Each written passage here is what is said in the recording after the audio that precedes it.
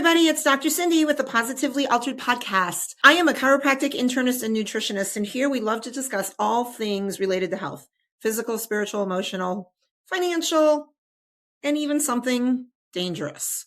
Now, how can something dangerous be part of your health? Well, that's what today's episode is all about. I will tell you, as a mother, I am always worried about my children and my loved ones doing something scary.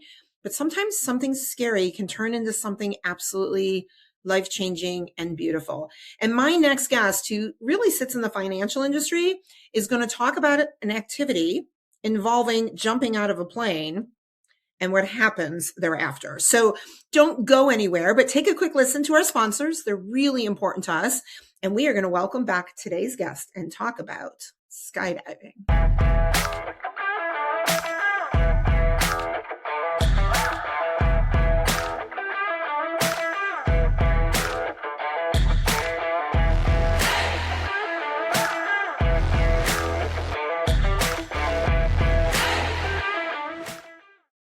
Hello, my name is Heather Lord, and I am the COO of Professional Health Products. Cutting corners is an all too common practice in the dietary supplement industry. When my father founded Professional Health Products, he sourced the cleanest, most biologically active ingredients from around the globe. Today, that commitment remains, which is why the finest healthcare practitioners, like Dr. Cindy, have trusted us for more than 40 years. We oversee the entire process in our manufacturing facility, from sourcing and formulation to manufacturing and labeling. Today, we offer over 300 unique products that can be tailored to the nutritional and homeopathic needs of each individual. Most recently, we launched a proprietary genetic test, allowing our practitioners to get even more dialed in to their patients' health. To learn more about Professional Health Products, please talk to your practitioner or visit our website at phpltd.com. Today, your life is going to be altered. I'm Dr. Cindy. Welcome to Infinity. We have worked hard to create an electronic claims website that is simple and user-friendly. This is the public side. You can log into your personal web portal here. This is your dashboard. You can personalize it to your liking here. Our main focus has been to allow you to submit and edit claims as easy as possible. You will find our claims editor and claims processing is simple to use and straightforward. Our quick action bar is where you can find your most important information. Most of these icons will take you directly to the claims the number represents. You can easily view if you have any messages in your inbox of any unread alerts by looking for these blue numbers. To view the rest of our training videos to get the most of your Infinity experience, click this icon. We hope you find this web portal simple and easy to use. Thanks for letting us serve you.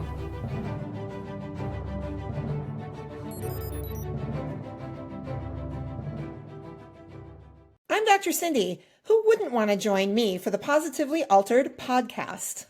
And we are back at the Positively Altered podcast. I am your host, Dr. Cindy, and we just listened to a couple great sponsors, which is always very important to us. But equally important is my next guest. Welcome, Jason Dennen. Hey, thanks for having me on, Dr. Cindy. Oh my gosh. Offline a little bit, I was just telling you that I was really excited to hear a story of how you got hurt, which sounded absolutely horrible when it came out of my mouth. But I know there's going to be a lot of gifts in this story. Before we jump right into it, I do have a really important question for you, though. Sure. At what point in your life did you decide it was cool to do dangerous things?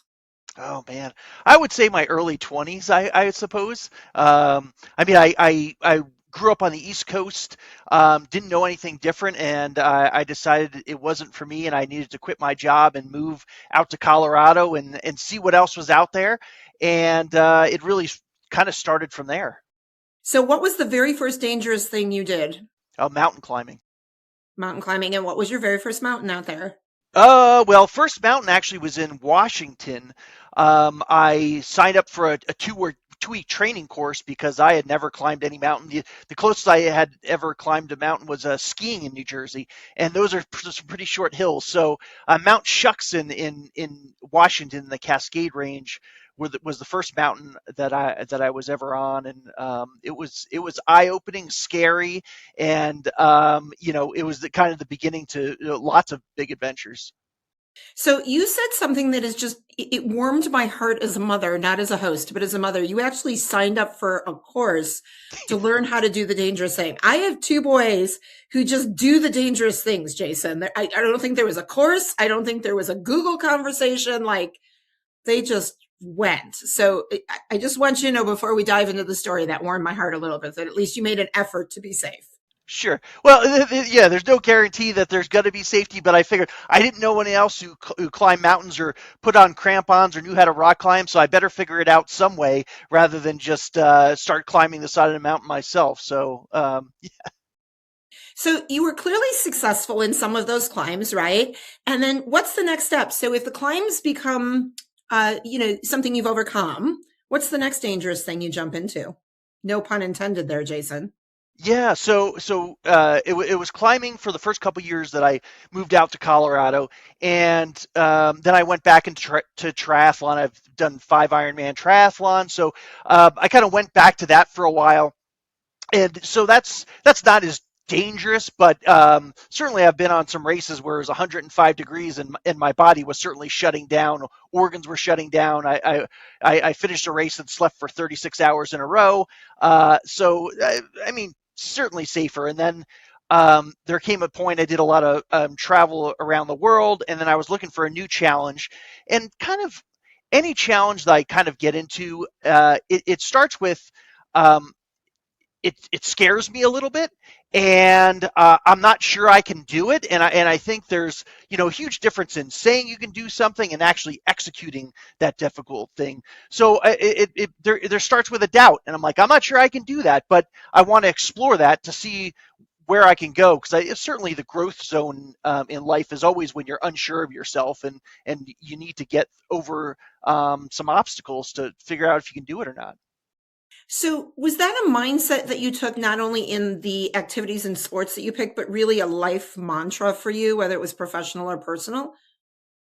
Yeah, I think it carries over, and I think it's important not to segregate things so much. And parts of my life, I would jump out of a plane and I would race an Ironman triathlon, and then it didn't always you know go over to every portion of life. And I think one of the lessons I learned was, if you trust yourself to jump out of an airplane, if you trust yourself to climb a mountain, you should trust yourself in every area of life, whether it's business or whatever it is. And I think that's one of the lessons I learned as well. Okay, so let's get into the story, because I'm gonna preface this with, I'm gonna have a very hard time, and I'll tell you, because all three of my children want to do what you've done, Mm-hmm. and what happened to you is exactly why I'm terrified as a mother. Mm-hmm. So tell everybody what happened. Yeah. So at this point, I had been skydiving for about 3 years or so, and it was a normal Saturday, and I had already jumped twice that day. And on the third jump, I'm coming in for a landing. I'm about to land on a field I landed on hundreds of times before, and I get about 150 feet off the ground, and a huge gust of wind comes off the mountains, because we're right up next to the mountains in Colorado where I live, and it picks me up and slams me violently forward. And from 150 feet, you have about 5 seconds before you're going to touch down, one way or the other. And when I get hit by the wind, it is taking me further and further from the landing area. And at the end of this landing area is a cattle fence, and then behind that, about 10 feet behind it, is a row of airplane hangars. So big metal buildings, about 20, 25 feet high. So when I get hit by the wind, at first, I'm out of sorts, trying to figure out whether I'm going to, what's going on, and is the parachute still above me? And then the second thought is, I'm getting pushed much further ahead at a much higher speed. Am I going to land before this fence or not? And, first question people ask is, well, why didn't you turn? And the reality is, for 150 feet of altitude, you do not want to turn. Number one reason skydivers die is making the error of turning at a low altitude, because the way a parachute turns is you pull down on a handle and your parachute starts diving towards the ground. Now, you might lose 200 feet, maybe more, but before the turn actually happens. So if you're at 2,000 feet, no big deal if you lose 200 feet. If you're at 150 feet, and you try to lose 200 feet, you're going to hit the ground. And not only are you going to hit the ground, but you're going to increase your speed greatly because you're diving towards the ground. So that's like, don't do that. You're going to die if you do that. And so I'm counting down these 5 seconds, and I'm not 100% sure if I'm going to land before that fence or not. And with 1 second left, I'm like, there's no way you're going to land before this fence. You're carrying too much speed. I hit the fence. It comes tight on my chest and my stomach, breaks immediately, doesn't slow me down at all. And then I hit the side of that building going 30 miles an hour. And I immediately black out. The first people on the scene, luckily about 50 yards away, is the people that are packing their parachutes trying to get onto the next load, airplane load to skydive. And so they're running onto the scene really quickly, and they see me with blood coming out of my mouth, out of my nose, body parts bent in directions you shouldn't normally be bent in. And they asked me, they're like, Jason, how are you doing? Because they're trying to assess my condition, how bad this is. And the first thing that comes out of my mouth, and I'm completely blacked out, so they tell me this months later, is don't call anyone. I'll be okay. Just give me a minute. And it's kind of like the default reaction of fight or flight, where I know I'm in a terrible position. All those things I've done before that were really difficult really come to my aid. And, don't give up, don't give in. Things are bad, but you can overcome this. And that's all default reaction, not consciously doing. And it's like, if you could breathe once, you could breathe twice. And the reality is when I hit that building, it's severe injuries, 20 broken bones, 4 organs that eventually had to be fixed. But the biggest injury was I hit on my left side when I hit the building, 10 of my 12 ribs break, and they impact my heart with such force, my heart breaks out of the pericardial sac, ends up on the right side of my chest, and is all twisted up. So luckily they didn't listen to anything I said when I was laying on that ground blacked out. They call Flight for Life helicopter. Helicopters me 50 miles to the nearest level 1 trauma center for life-saving surgery. Doctors say that they had never seen anybody survive to get to the hospital with the injury I had with my heart. So they had never done the surgery before. And so they put my heart back. They put me in a coma for 8 days, and it kind of goes from there. So that was the abrupt stop on skydiving when I hit that building. Wow. So you've never gone back? Well, going back, I think early on, my mom knew I had that kind of mindset to potentially go back to it and have that as my goal. And one day, so there was 2.5 months where I'm just laying in the bed. I'm not able to move because of all my injuries. And she comes up one day and says, I need to ask you a favor. And I was like, oh, this is going to be a big favor. And I can't get away because I'm laying in bed and not able to move. She says, can you promise me, that you're not going to skydive again?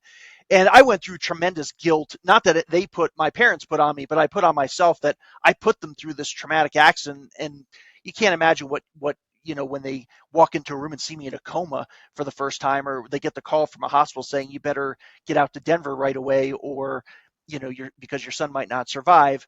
And whether you blame it on the wind, the reality is I jumped out of that plane, and so I took responsibility for that and tremendous guilt. So I promised her I wouldn't. And the reality of being in that situation, my first thought was I don't necessarily, my goal isn't to skydive again. I wanted my body to work again, because that was a complete unknown of what my capabilities would be after this accident, after they realized I was going to live, and I'm laying in that bed and going like, well, what's the future? Am I ever going to run again? Am I ever going to, can I walk again? What can I do? So my first thing is I just want my body to work again. And that's the goal.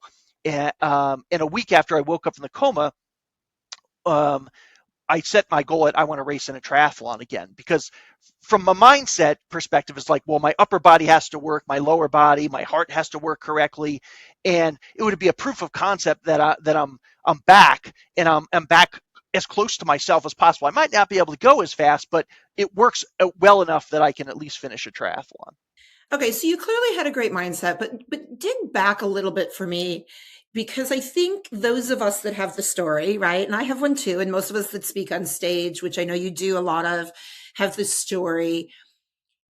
Realistically, though, how much of that, let me ask it this way. If we had to pick a time frame, right? Like 24 hours in the day, how many hours were you able to take that mindset of like, I've got this, I can do this, I'm going to build back, versus, gosh darn it, why me?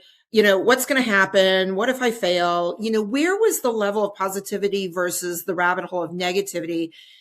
And I'll ask the second part of that. And then how did you really, dig deep to do the positive mindset?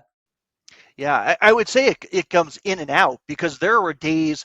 So I'm laying in the hospital and they send in the physical therapist for the first time, and she starts moving my arm because she said, you're going to lose all flexibility in your left shoulder unless we move your arm. And I'm not even strong enough to move my arm. I have a cast from my wrist all the way to my shoulder. And if you ask me what my mindset after that hour of, because I mean, I would sweat through my gown, I would be yelling in pain. If you asked me right after that how positive I was that I was going to come back, I would say I was not in a great mindset. I was in tremendous pain, and it made me question myself for sure. If you asked me that same question at 10 o'clock in the morning before the therapy session, I would tell you that things are going great, and I'm going to come back from this. So I think it's a cycle of things. It's not always the same, and you know, uh, when you tell the story, you have to let people know, like, I didn't wake up from the coma and just say everything's going to be all right, and we're heading in this direction, and nothing's going to stop me. That's not no way. There were ups and downs the whole way, because you there were unexpected things that happened. I went to anaphylactic shock at some point when they accidentally poisoned me, my liver, and I thought I was dying. And I looked at the doctor and it said, "Do I need to stay awake, or am I about to die?" Or and then the lights went out and I woke up 6 hours later. Um, but I think having an important why. Of why you're getting through this, or what's important if you get through the other side, was a huge benefit when I figured that out, because if I was just doing this for me or coming back from all these injuries for me, I don't think it was enough. When I realized, when I'm laying in the hospital, and in the first couple of weeks, I must have told the story 50 times, because every time someone, they would read the medical report, they say, we can't believe you're alive. We can't believe you're talking. Can you tell us what happened? And I would tell them, and at first it was hard to tell, because you're reliving this hardest thing in your moment over and over, and you're not even close to healed. You're still laying there unable to move. And uh, one night I realized I stopped thinking about how it made me feel overwhelmed every time I told the story, and I started thinking about every time I told the story, what the end result would be with the person who was listening to the story, because I would confess that I'm not sure what's going to happen. I'm scared. I'm not sure what the prognosis is. And they would start sharing things about themselves that they were going through, whether it's problems with kids or family, or the fact that they treat so many patients and some of them don't make it out alive, and it's a heavy weight to bear. And I was like, whoa. I was like, this wasn't a burden for me to bear, having this story. It's a gift given to me that I can connect to people in a way I could have never connected to before. And I understand people that are going through a difficult time in their life in a way that I could have never understood before, unless I went through my most difficult time. So when that kind of light bulb turned on, I'm just like, okay, I'm not getting better just for myself. I'm like, I can help some people. I first have to help myself, and get through this. But once I do that, then I can help people in a way I could have never helped before. And that, it's, you have purpose beyond yourself. You have strength beyond your own strength.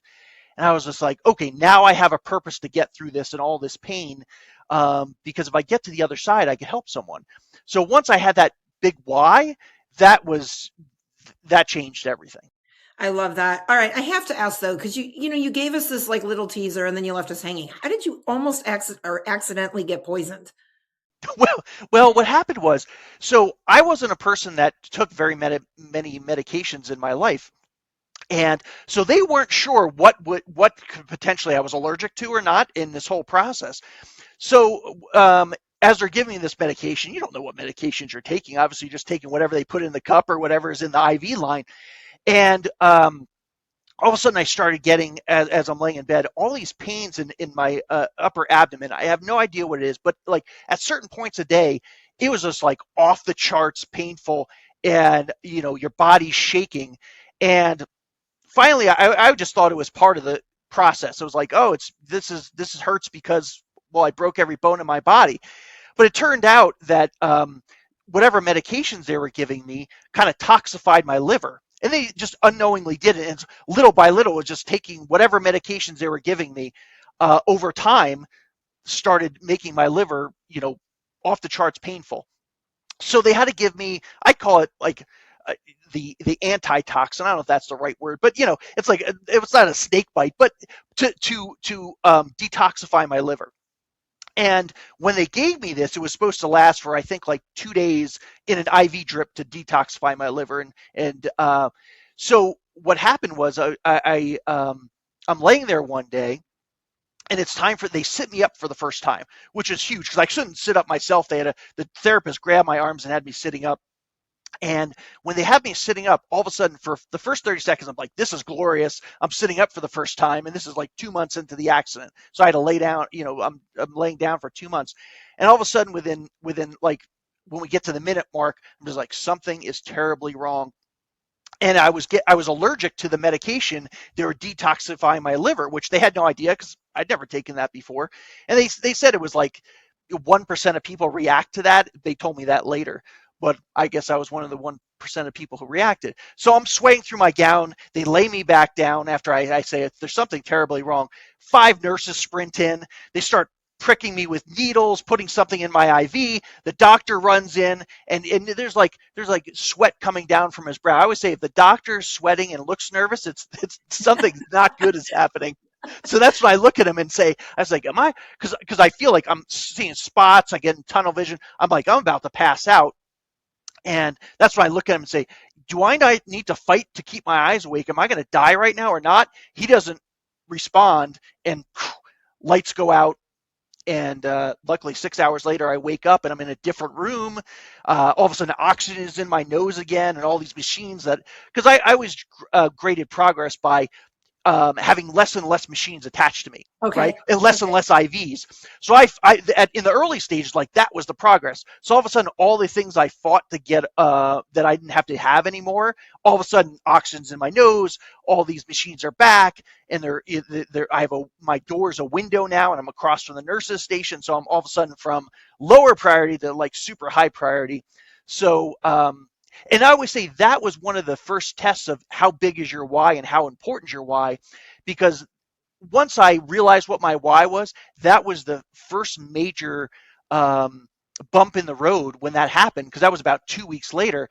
And I'm laying there, and instead of going like, oh, why did this happen? Why did I get this? It's like, no, this is just a bump in the road. Mm-hmm. I'm going to work to get all those machines off me again, just like I did it before, because I have a why, because I'm going to help other people if I get through this.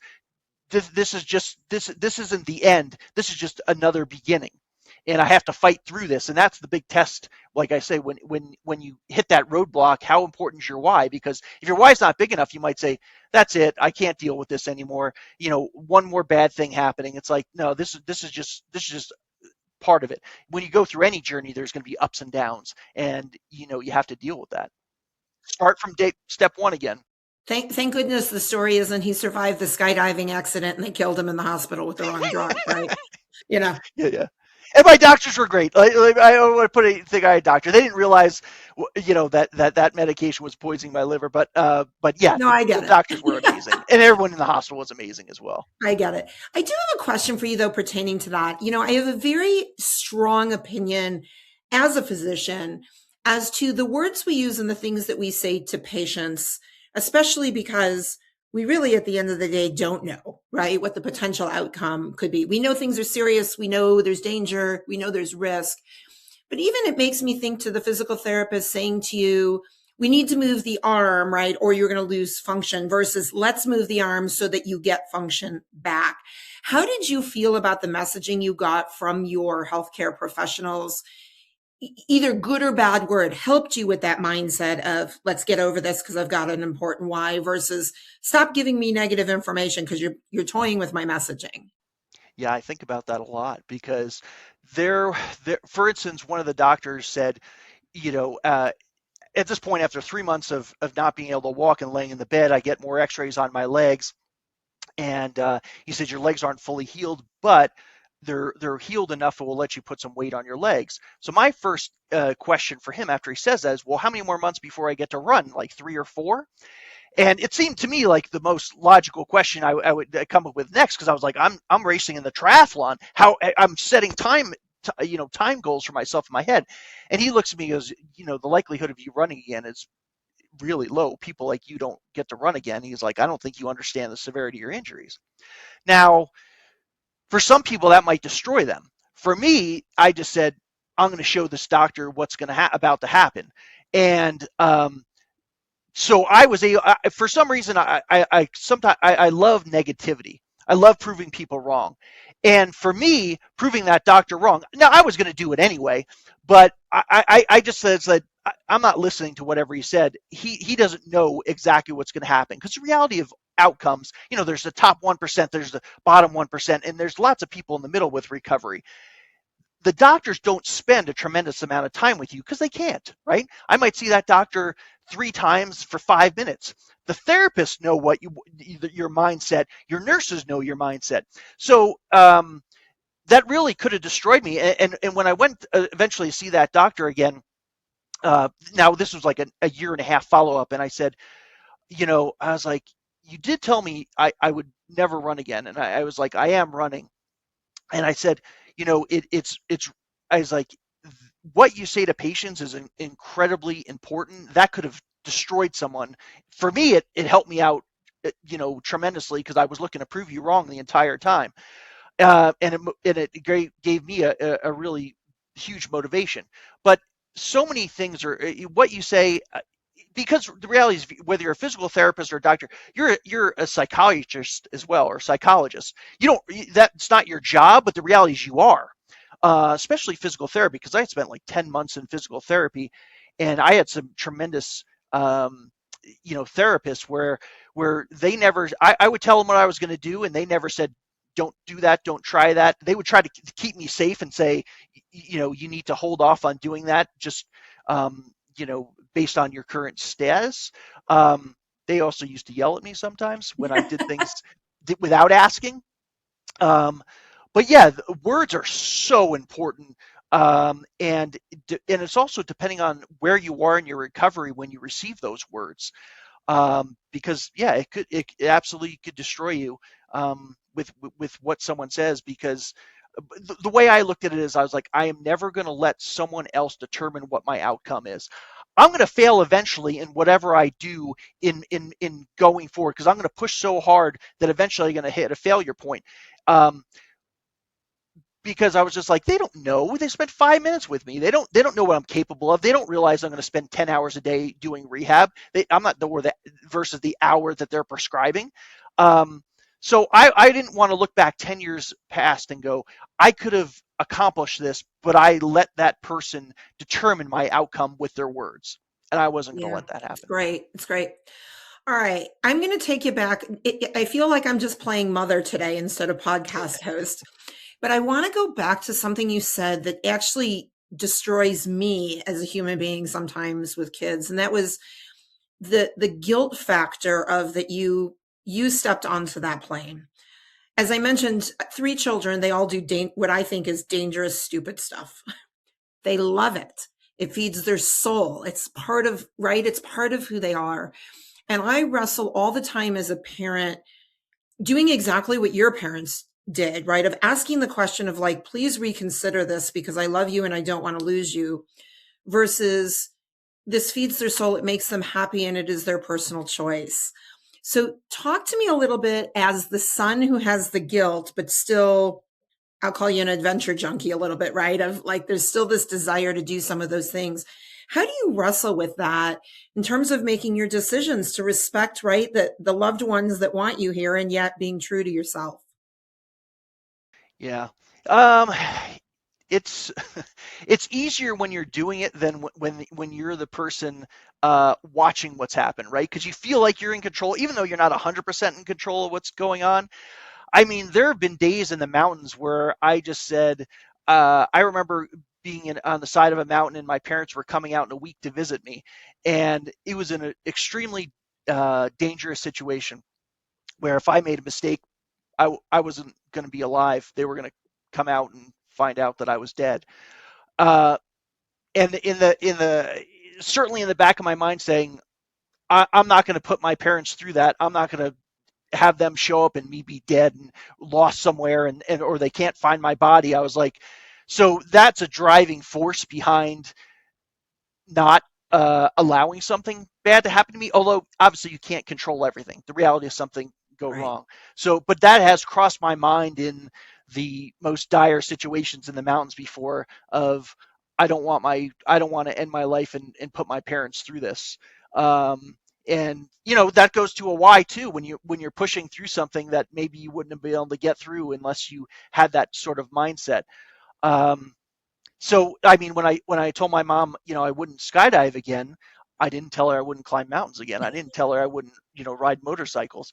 And that's motorcycles I started doing about a year ago because it scared me and I wasn't sure I could do it, and because of a crash I had when I was 12 on a motorcycle. So uh, it's I shield them a lot from that. Mm-hmm. I don't tell them all the stories because I don't want that in their mind all of the time. Although I couldn't shield the skydiving story, but there were years and years and years where they knew I climbed rocks and they knew I climbed mountains, but they didn't know all the things. I never shared with them all the near misses and difficult things that I went through because I didn't want to put that on them. So it's yeah, I don't think I was like they know I have to live my life and they know on this they don't understand it, but they never tried to hold me back versus minus the saying don't jump Well, out of the skydive plane again. anymore after I hit the side of the building. So I joke with all of my kids. I'm like, at the end of the day, I just want proof of life. Send me a text, send me a picture. At the end of the day, proof of life, and go enjoy and do right, because it's not my privilege to tell them how to make those choices. And I'm grateful you're here and that the story is great. And tell me now, so what do you do with the story? How are you teaching others, and how are you sharing this in order to inspire others to do what you've done? yeah, I mean, I think there's a certain responsibility in journey where you say you have all these tools and the mindset that got you through this, and if you got through this, there's something that you can give back to other people that can help them through their toughest time, whatever that happens to be. Because I would say the lessons that help me get through skydiving aren't about skydiving; they're about mountain climbing. They're universal lessons and ways to get through the most difficult times. Whether that may be a car accident or your most difficult challenge at work, or whatever you're going through, they're all things that can help everyone get through those most difficult things. Because I think a lot of times when we go through this difficult time and these problems seem so big that we're trying to get through, we're overcome by emotion. And emotions can lie to you and you put seeds of doubt in your head, and can sometimes defeat you in a way.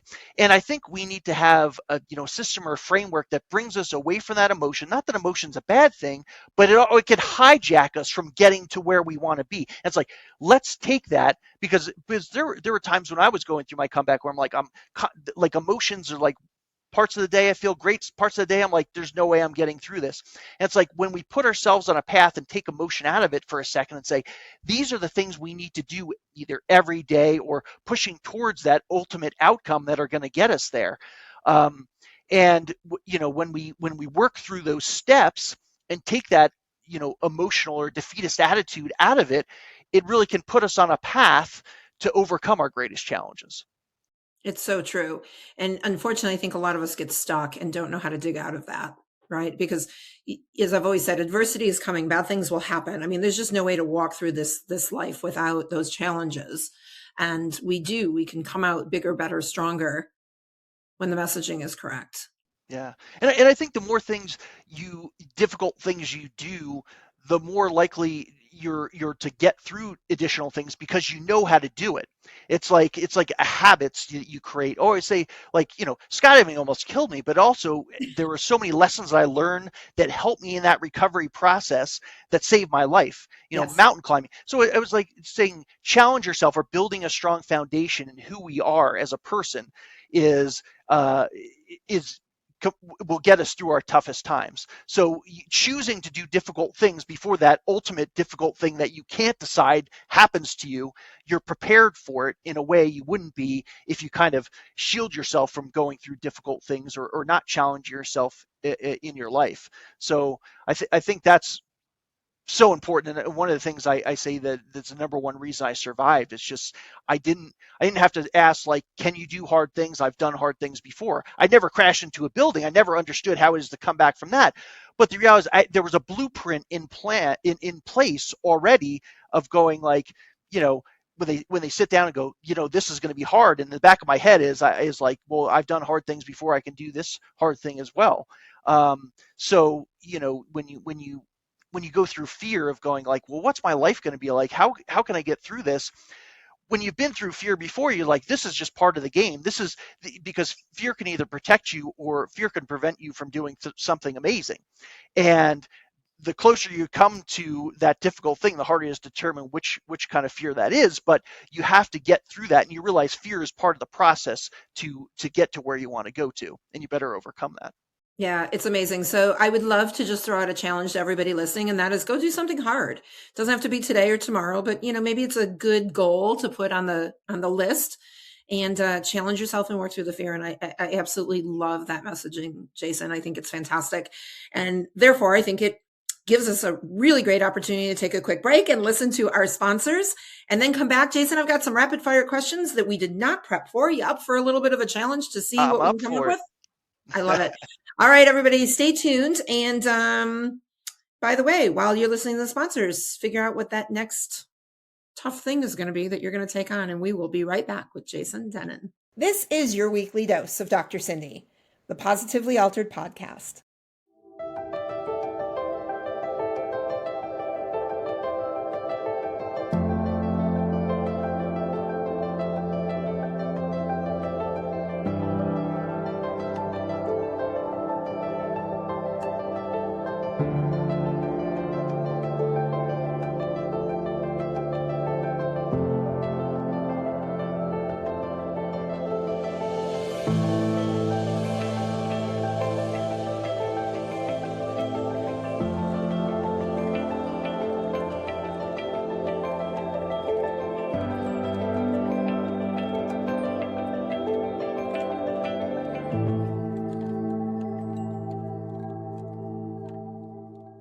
Stop, hit that follow button now and spread the love with Positively Altered.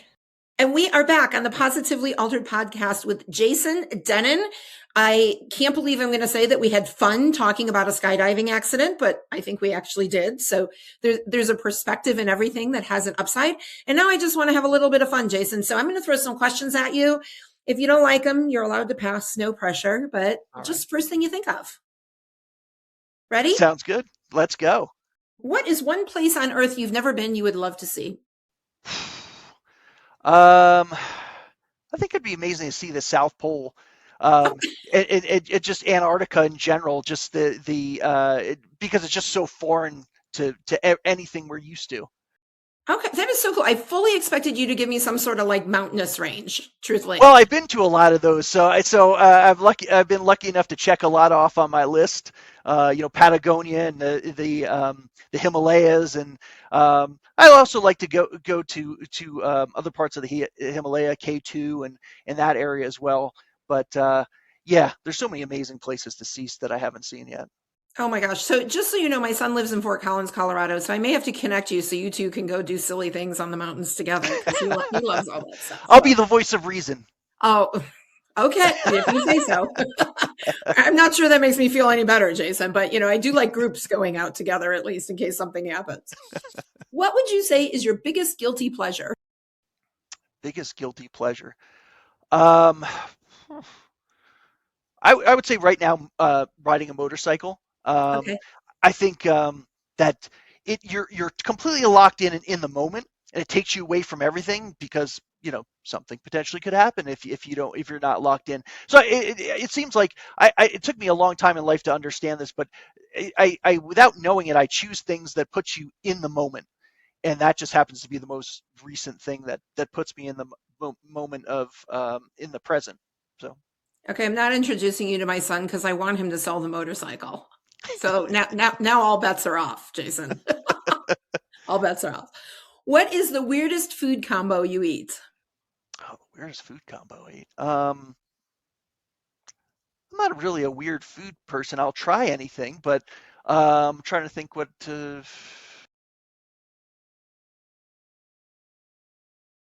I don't know. I don't think there's anything super weird I eat. I put mustard on a lot of things. Okay. Well, that could be Maybe weird, things you potentially. don't need to necessarily put mustard on. All right, that could be weird. There's no doubt. All right, on your phone, you can only have 3 apps that you can use for the rest of your life. Everything else goes away. What 3 do you keep? Goodness gracious, I hate apps and I hate a phone. The only thing I do on a phone is text and call people. I mean, I used an app the other week because I went to the Banff Film Festival, and that's how you had to get into how we do tickets this day and age, and that's how you use it. But I honestly don't even use apps. I try to stay off my phone as much as possible. Oh, well, please make sure the phone is on you when you go do dangerous things, Jason. We have to Oh, avoid I had a them. policy for a long time that said you will not bring your phone in the backcountry in mountains. That's part of the adventure is figuring out problems when you get into them and how to get out of them. So. Oh my God, Jason, not only are you not meeting Ari, I'm moving him out of state now so that he doesn't even run into you. I'm like, you will take your phone, you will take your GPS watch, you will take your walkie-talkie or whatever, communicate, like take it. Oh, see, I'm that helicopter mom now that's making my kids do all those things. I shouldn't say making, that's not true. I would say part of the adventure is not being able to call for help. I think people call for help way too often. I see those reports all the time where people are just like, well, I'm a little bit lost. And I'm like, you're 2 miles from town. What do you mean you're lost with your GPS? Like, you can see the street lights because there's lots of trails around where I live. I'm just like, this is ridiculous. I mean, you need to take some responsibility yourself. But I'm glad there was Oh, 911 when I Jason, crashed into the side of the building. So. you're killing me. I just sent my kids the other day an Instagram post of the tree holes because they love to backcountry snowboard, right? Like they don't know what a tree hole is, but as a mom, I'm like, watch out for the tree hole. So yeah, I'm that mom. Okay, I'm that mom. We need a therapy group for all the mothers whose children do all of these things, Jason. That would make our life much easier. All right, last question. Well, 2 more questions. One more is, what is one thing you hope to accomplish this year before it's over? And I would just say the driving force of what I'm doing now is just to help people along the way, and you never know who you're going to meet or how you can affect their lives.